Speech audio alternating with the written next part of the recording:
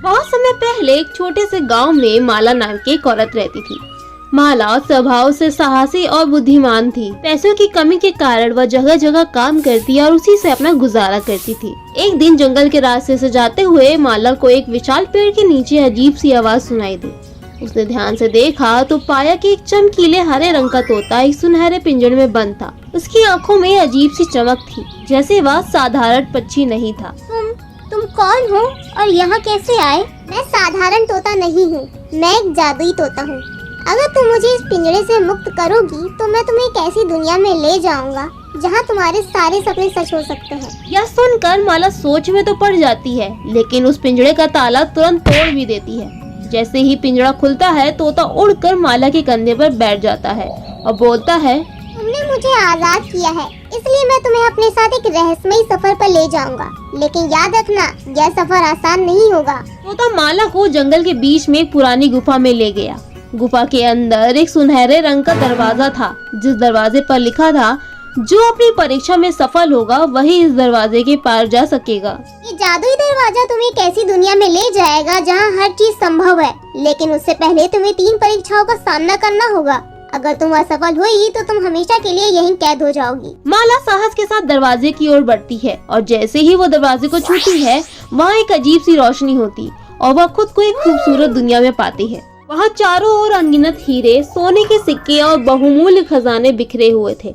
तभी तोते की आवाज गूंजती है, माला, यह पहली परीक्षा है। अगर तुम इस खजाने को उठाने की कोशिश करोगी तो तुम्हारी आत्मा इसी जगह कैद हो जाएगी। माला का दिल लालच से भरने लगा। उसने एक पल के लिए सोचा कि यह खजाना उसकी सभी समस्याओं को हल कर सकता है, लेकिन फिर उसने अपने मन को शांत किया और खुद से कहा, नहीं माला, तुझे सिर्फ अपने लक्ष्य पर ध्यान देना चाहिए और लालच नहीं करना चाहिए।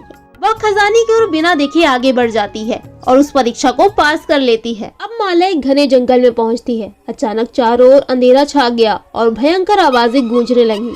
जंगल के पेड़ भूतों की तरह हिलने लगे। माला को लगा कि उसे कोई घूर रहा है। यह तुम्हारी दूसरी परीक्षा है। अगर तुम डर गई तो ये जंगल तुम्हें निगल जाएगा, लेकिन अगर तुमने अपने डर का सामना कर लिया तो ये रास्ता साफ हो जाएगा। माला ने गहरी सांस ली और खुद को समझाया कि यह सब एक भ्रम है। धीरे धीरे अंधेरा घटने लगा और जंगल शांत हो गया।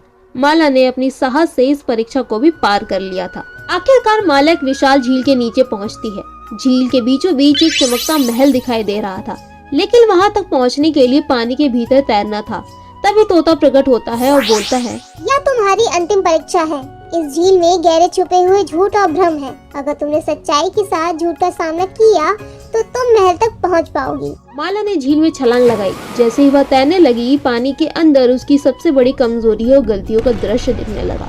उसे लगा जैसे कोई उसे डूबने के लिए खींच रहा हो, लेकिन उसे हिम्मत नहीं आ रही और जोर से कहा, मैं अपनी सच्चाई स्वीकार करती हूँ। यह कहते ही झील का पानी शांत हो गया और माला सुरक्षित महल तक पहुँच गई। महल के अंदर माला को एक सुनहरा बक्सा मिला।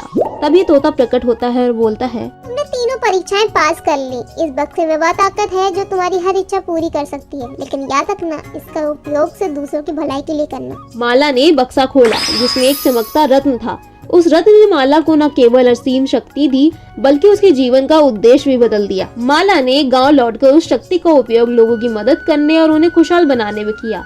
वह तोता अब भी उसके साथ रहता था, उसे सही रास्ता दिखाने के लिए।